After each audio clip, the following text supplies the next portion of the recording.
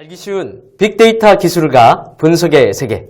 오늘은 빅데이터의 분석의 세계로 한번 들어가 보도록 하겠습니다. 우리는 지금 4차 산업혁명과 관련된 전체적인 구도와 메커니즘 속에서 우리는 학습을 하고 있습니다. 우리가 인프라스트럭처와 바탕이 돼서 이러한 수없이 많이 모인 것들을 우리가 바로 빅데이터라고 하고요. 빅데이터에 대한 중요성과 가치는 갈수록 중요하게 높아지고 있습니다. 아울러 우리 또 젊은 대학생분들이 빅데이터 세계로 많이 진출을 하셔가지고 오늘 또 빅데이터와 관련된 직업과 관련돼서도 한번 탐구해 보도록 하겠습니다. 오늘의 목표는 두 가지 포인트로 가도록 하겠습니다. 첫 번째는 우리가 러프하게나마 빅데이터를 어떻게 분석을 하고 어떤 과정을 거치는지에 대해서 한번 살펴보도록 하겠고요.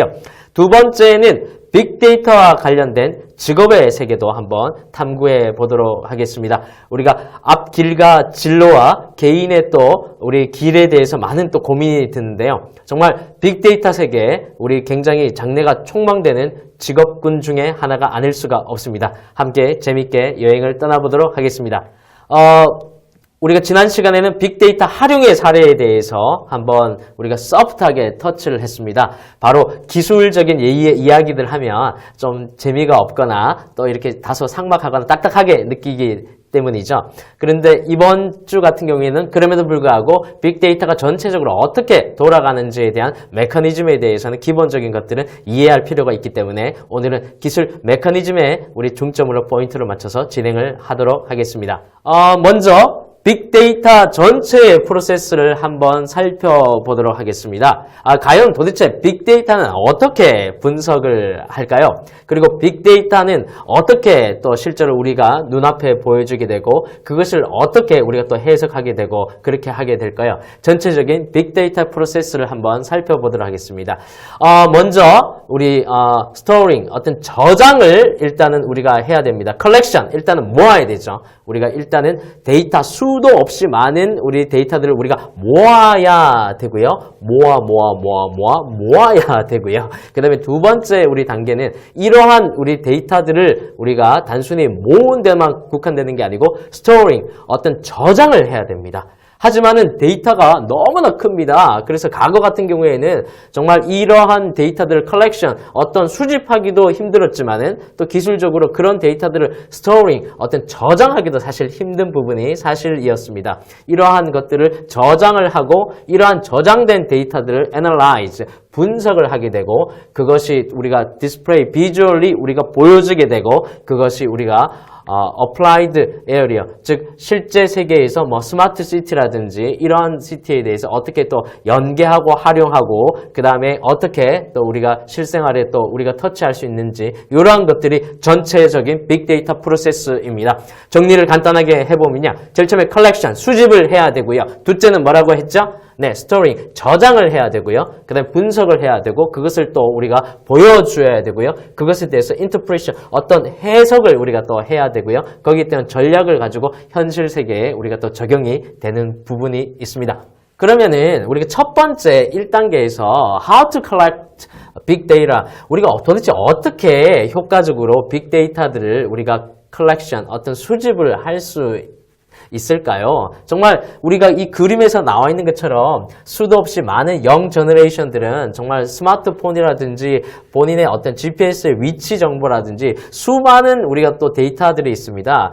이러한 또 데이터들이 우리가 보시면은 인터넷 미니츠라고 해서 매해마다 우리가 도대체 1분당 사람들이, 유저들이 인터넷을 사용하면서 얼마나 많은 데이터들을 생산하고 있고 얼마나 많은 데이터들을 이용하고 있는지에 대해서 매해마다 이렇게 통계 조사를 하거든요. 그래서 우리가 보시면은 페이스북 우리가 또 있고요. 그 다음에 또 유튜브 동영상 정말 많이 시청하시죠. 또 최근에는 우리 단순히 유튜브뿐만 아니고 넷플릭스에 많은 돈들을 쓰는 것이 우리 또 젊은 세대의 또 특징이고요. 실제로 또 한 달에 또 어떤 용돈을 또 한번 물어봤을 때 매달마다 넷플릭스에 정기 구독을 함으로써 많은 돈을 또 이렇게 우리가 쓰고 계시더라고요. 또 우리 인스타그램, 우리가 또 지금은 약간 좀 우리 트렌디가 좀 지나갔다고 할 수 있지만 우리 트위터라든지 이러한 우리가 유저들이 1분당 쓰는 다양한 종류의 데이터들을 우리가 해마다 발표하고 있습니다. 이것을 바로 인터넷 미니츠라고 하는데요. 이렇듯이 여러 가지 종류의 수도 없이 여러 가지 종류의 데이터가 발생을 하는 것입니다. 무슨 말씀을 포인트로 드리고 싶으냐 하면요. 우리가 정보라고 하면은 우리 단순하게 어떤 텍스트 기반으로 한 그런 정보들을 생각하시는데요. 이제는 그렇지가 않죠. SNS와 같은 어떤 우리가 다양한 또 그림도 정보로서, 그리고 또 미디어 또 소리도 정보로서, 그리고 또 영상도 또 정보로서 어떤 많은 것도 많은 거지만 다양한 형태의 그런 우리가 빅데이터들을 우리가 존재를 하고 그 다양한 형태의 빅데이터들을 우리가 1단계에서는 컬렉션, 효과적으로 수집을 해야 하는 것이 바로 1단계 프로세스가 되겠습니다. 자, 그러면 구체적으로 어떻게 우리 이런 빅데이터들을 과연 수집을 하게 될까요? 지금 보시면 윙 하면서 마치 뭐 드릴을 뚫고 또 그런 것처럼 이렇게 형상화돼서 나와 있는데요. 제일 처음에는 크롤링이라고 해서 많은 우리가 로봇이나 이런 것을 또 사용을 해가지고 우리 데이터들을 일단은 갖고 와야 되죠. 그래서 예를 들어서 제가 지금 프로젝트를 하나 진행하고 있는 것은 우리 시의 스마트 시티와 관련된 우리 사람들의 어떤 것들을 원하는지에 대해서 우리가 설문조사도 해볼 수가 있겠지만은 사실은 그런 부분은 굉장히 한계가 있잖아요. 예를 들어서 200명, 300명, 500명 혹은 1000명 혹은 5,000명을 한다고 하더라도 이 거대한 시티 가운데 5,000명이라는 숫자는 너무 작잖아요. 그건 바로 과거에는 통계적인 방법이었죠. 무슨 말이냐? 통계적인 방법을 가지고 유추를 하는 거죠. 전체적인 population, 모집단에 대해서. 하지만 이제는 그럴 필요가 없습니다. 이제는 크롤링이라는 그런 우리가 로봇을 이용해서 정보를, 데이터들을 갖고 와버리면 되죠. 예를 들어서 우리가 서울시청에 있는 수많은 우리가 민원 정보, 이제 시민들이 불편한 사항들을 타이핑해서 올리는 거죠. 뭐 상하수도, 그 다음에 악취, 그 다음에 미세먼지 이런 것들에 대해서 굉장히 불편함을 느껴요 라고 그 올린 것들에 대해서 그 데이터들 크롤링을 통해 가지고 데이터들을 우리가 수집을 할 수가 있습니다. 그리고 그 다음 번에는 도대체 우리가 예를 들어서 서울 시민의 입장에서는 어떤 부분이 제일 민감하고 제일 힘들고 제일 민원이 많은지에 대해서 당연히 우리가 또 분석을 할 수 있겠죠. 그래서 우리가 빅데이터의 자료의 수집은 크롤링을 통해서 자료를 수집할 수 있게 됩니다. 하지만은 이러한 크롤링을 단순하게 우리가 가는 게 아니고 ETL 프로세스라고 이러한 단계들을 우리가 거치게 됩니다. ETL 프로세스는 우리 빅데이터 세계에서는 워낙 상식과 같은 우리 용어이기 때문에 꼭 한번 알아놓도록 하겠습니다. ETL 프로세스. 자, 예를 들어서 E는 뭡니까? extraction, 어떤 이걸 추출을 해갖고 오는 거죠. 추출을 해갖고 오는 거고, 그 다음에 T는 transformation, 어떤 이 정보에 대해서 가공을 할 수 있도록, 정보에 대해서 가공을 할 수 있도록 우리가 변형과 변화를 우리가 또 이렇게 맞게 이렇게 주는 거고요. 다시 이제 loading 해서 그걸 또 다시 우리가 갖고 와서 우리가 로딩 이렇게 하는 거죠. ETL 프로세스를 통해서 우리가 빅데이터 정보에 대해서 우리가 컬렉션을 하게 됩니다. E 뭐라고요? extraction. T, transformation, 그 다음에 L, loading. 우리가 빨아당기고 그렇게 loading하는 이러한 프로세스들을 하게 됩니다. 자, 우리가 첫 번째는 우리 collection에 대해서 했다면 이젠 두 번째는 how to storage, 어떻게 저장을 하는지 한번 살펴보도록 하겠습니다. 정보를 많이 갖고 와요. 추출해요. 그래서 그냥 끝이 아니잖아요. 그것을 어떤 우리가 정보들에 대해서 저장을 해놓고 다양한 방식으로 우리가 또 analyze, 또 분석을 해야 되지 않습니까? 두 번째 단계는 우리가 어떻게 저장을 하는지 한번 살펴보도록 하겠습니다. 사실은 우리가 그 저장과 관련해서는 우리가 데이터베이스의 세계라고 할 수가 있죠. 우리가 DB의 세계라고 할 수 있는데, 이것도 이제 변천사가 있어요. 과거 같은 경우에는 우리가 RDBMS 해서 관계형 우리 DB, 우리가 관계를 이렇게 연결한 그러한 관계형 DB로 우리가 RDBMS의 시대를 거쳐서 그 다음에 전체를 모아버리죠. 데이터 웨어하우스, 하우징, 어떤 데이터 웨어, 전체의 데이터들을 모았는데, 이제는 빅데이터의 세계는 너무나 이제 데이터가 방대한 거예요. 그리고 또 이것들에 대해서 적시적소에 잘 할 수가 없어서. 그래서 이제는 빅데이터의 세계에서는 HDFS, 하둡이라고 하는 우리가 이러한 새로운 방식으로 우리가 저장을 하게 됩니다.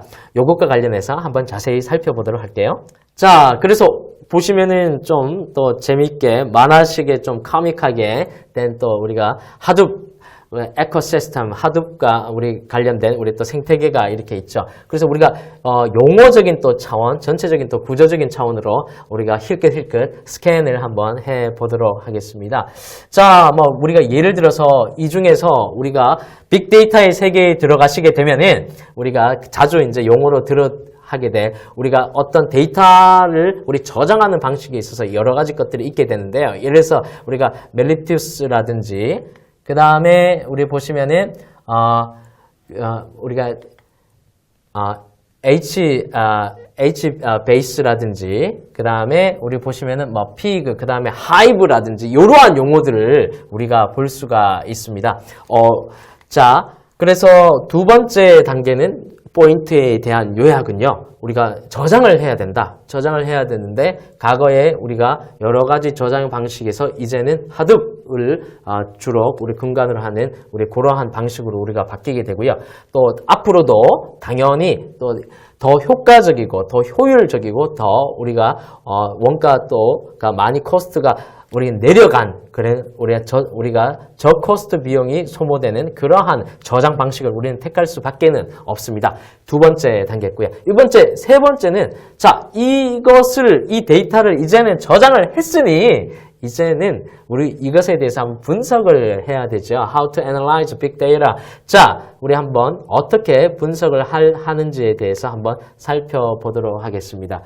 자, 빅데이터 어널리틱스라고 해서 여기서 이제 이 단계에서 우리가 많이 들어보신 머신 러닝이라든지 딥 러닝이라든지 이러한 용어들이 이제 나오게 됩니다.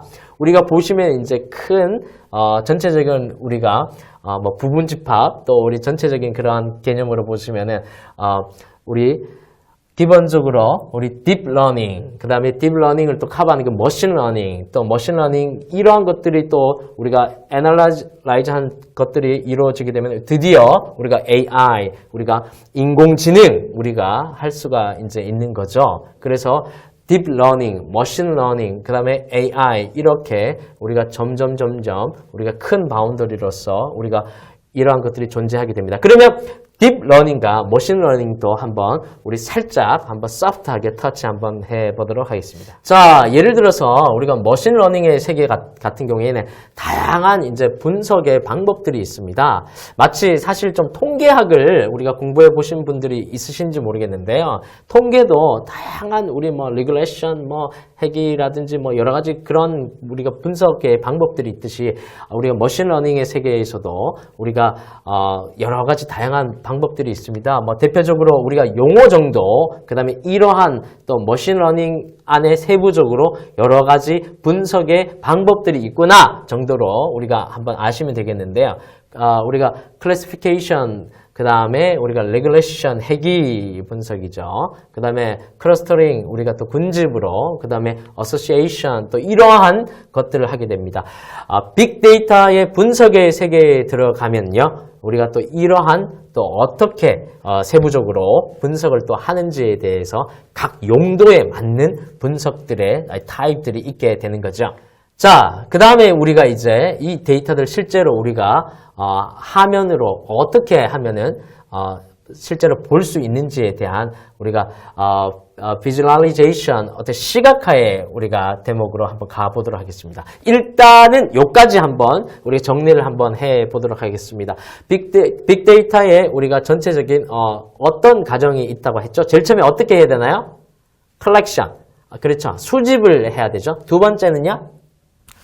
이걸 또 저장을 해야 되고요. 저장을. 우리가 또 분산, 우리가 또 하드북 같은데 그런 파일 시스템 같은 그리고 저장을 효과적으로 해야 되고요. 세 번째는 무엇이었나요? 맞습니다. 우리 딥러닝, 머신러닝 이런 것 같이 어떻게 하면 analyze, 분석을 하는지에 대한 여러 가지 다양한 또 기법들. 그 다음에 지금 마지막은 네 번째 같은 경우에는 어떤 부분인가요?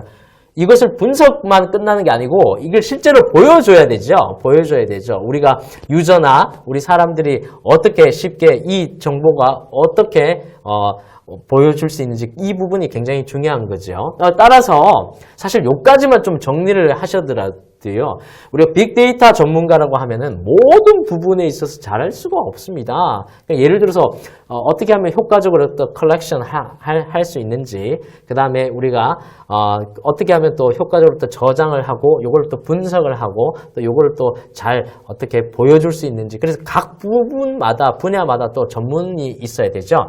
제가 말씀드리고 싶은 요지는요. 그래서 빅데이터의 세계라고 하면은 사실 좀 전망은 되게 프로마이징 어떤 밝은 것 같고 되게 막 이렇게 그거 한 것 같은데 우리가 두려움이 있잖아요. 두려움이 그 세계를 하긴 해야 될 것 같은데 내가 정말 좀 잘할 수는 없을 것 같아. 머리가 아파. 이럴 수가 있는데 그거는 그렇지 않죠. 각 분야의 각 부분에 내가 잘할 수 있는 부분. 예를 들어서 우리 미대라든지 산업 디자인이라든지 우리가 또 이러신 분들은 충분히 또 빅데이터 세계하고 또 연계해서 시각 디자인 학과라든지 이러신 분들은 또 이런 빅데이터에 어떻게 하면 효과적으로 잘 우리가 디스플레이 할 수 있는지를 하시면 됩니다. 저도 예를 들어서 이제 커그니티브 사이언스 인지과학으로 저도 또 연구를 좀 많이 하고 그렇게 했는데요. 같은 정보를 어떻게 했을 때 효과적으로 보여줄 수 있는지 이런 부분도 중요하거든요. 그래서 다양한 빅데이터의 세계가 있으니까 너무 염려하지 마시기 바랍니다. 자, 그래서 이러한 지금 보시면은 이제 전 세계별로 어떤 독감이라든지 그 다음에 여러 가지 또 전염병이라든지 이러한 질병을 가지고 빅데이터를 분석해서 우리가 세계 지도를 통해서 한눈에 우리가 바라볼 수 있게 우리가 되는 거죠. 그래서 이러한 것도 우리가 실제적으로 요즘 많이 나타나고 있고요. 구글 트렌드를 통해서.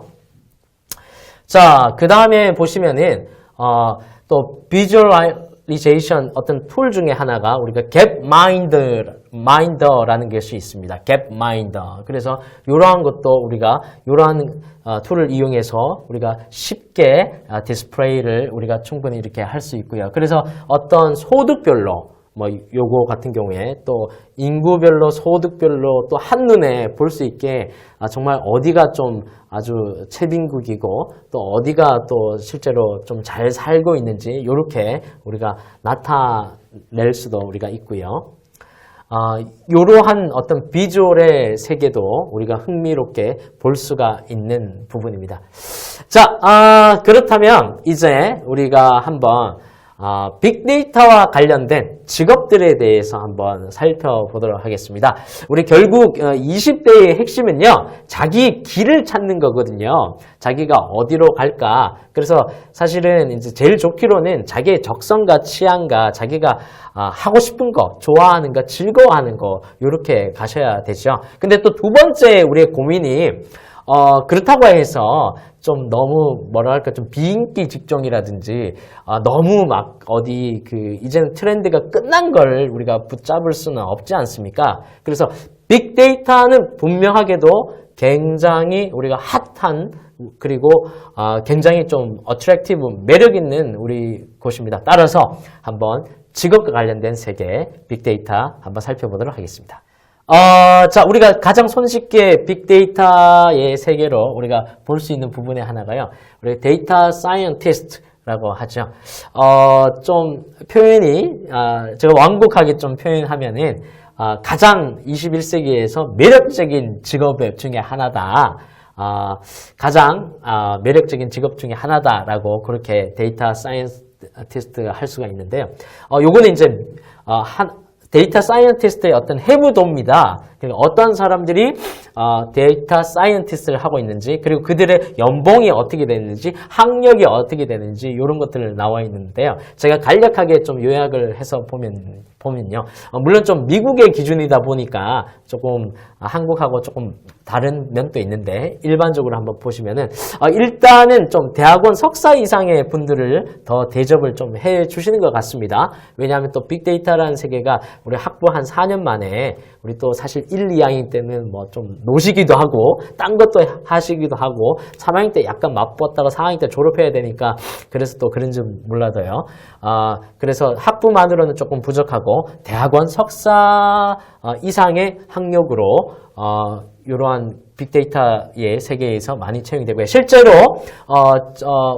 제가 아는 여러 분들의 학생들 같은 경우에는 특히 학부를 관련 전공을 학부를 하고 뭐 예를 들어서 컴퓨터 사이언스 어떤 컴퓨터 공학이라든지 그 다음에 뭐 저희 전공이 MIS 경영정보 시스템이라든지 이런 것들 전공을 하고 그 다음에 대학원 과정을 빅데이터 쪽으로 하셔가지고 졸업과 동시에 취업이 되시는 그런 케이스를 상당히 많이 봤습니다. 물론 석사학위도 인정을 받더라고요. 그래서 하고 지금 또 우리가 제일 뭐니 해도 궁금한 것 중에 하나가 연봉이 아닐 수가 없습니다. 연봉이 우리가 이제 외국 같은 경우에는 뭐 최소한 7,500불에서 혹은 우리가 75,000불에서 우리가 또 10만 불 혹은 또 15만 불 정도 이렇게 굉장히 뭐 한국 쪽으로 보면은 뭐 7,500에서 뭐 단순 비계로 1억이 넘어가는 그러한 또 연봉들, 고액 연봉들 우리가 받을 수가 있고요. 또 밑에 보시면은 여러 가지 다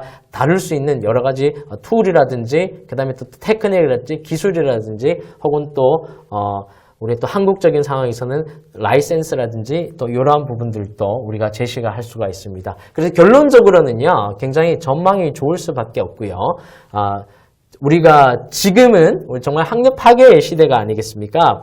예전처럼 뭐 좋은 학교 비인기 학과 나와서 되는 것이 아니고요. 이제는 빅데이터를 실제로 할 수 있는 능력이 있다면 회사가 그분을 선택하는 게 아니고 본인이 회사들을 선택할 수 있는 시대다라고 할 만큼 그만큼 인기가 이제 높습니다. 자, 그렇다면은 우리가 빅데이터의 세계에서 우리가 크게 또 여러 다양한 직군들 우리가 있을 수 있습니다. 우리 제일 처음 보면 데이터 사이언티스트, 이 데이터 자체에 대해서 또 우리가 또 하시는 부분이죠. 이런 부분들. 그 다음에 데이터 엔지니어링, 어떤 공학적인 이렇게 접근들 하시는 분들. 그 다음에 우리가 데이터 어널리시스트, 이 분석을 이제 하는 거죠. 아까 전에 뭐 머신러닝, 딥러닝이다. 이렇게 우리가 하는데, 사실은 우리가 공부하실 때는요, 우리가 컬렉션부터 해서 또 크롤링부터 해서 정말 뭐 저장하고 그 다음에 뭐 또 머신러닝, 딥러닝 해서 또 프로그래밍 하고 우리가 다 이렇게 그렇게 우리가 디스플레이 또 비주얼하게 보여주고 전체적으로는 우리가 공부할 필요는 있는데 실제로 필드에 나가시게 되면은 또 세부적으로 우리가 이렇게 나눌 수가 있게 됩니다. 그런데 뭐 예를 들어서 교수님 저는 뭐 데이터 사이언티스트, 엔지니어링, 어널리스트 다 머리가 아파요. 저는 또 백그라운드가 또 인문 쪽이에요. 문과 쪽이에요. 그런데 저쪽으로 정말 제가 어떤 뭐 알고리즘이나 이런 부분들 정말 제가 잘할 수 있을 건 안 같아요. 하신 부분도 물론 있습니다. 물론. 그래서 충분히 그러실 거고요. 그런 분들은 또 빅데이터 관련된 다양한 길도 준비가 되어 있습니다. 그리고 본인의 어떤 인간의 이해를 바탕으로 한 인문학적 소양이 충분히 또 필요한 부분들이 있을 수 있죠. 대표적으로는 보시는 바와 같이 데이터, 우리 전략 컨설턴트, 이러한 데이터들을 분석을 했다는 거죠. 분석을 하고 그 다음에 그게 끝이 아니고 이것을 토대로 어떻게 우리가 전략을 또 세울 수 있는지, 어떻게 기업이나 그 조직이 어떤 방향으로 또 가야 되는지 이런 것들에 대해서 우리가 할 수가 있는 거죠. 그래서 사실은 이제 4차 산업혁명을 맞아서 과거에도 컨설턴트들이 존재가 됐는데 예전에는 좀 직관이라든지 경험이라든지 그 다음에 좀 측정하기 어려운 부분들에 대해서 했다면 이제는 빅데이터를 기반으로 해서 정말 확실한 팩트를 가지고 할 수 있는 그런 부분들이 있죠.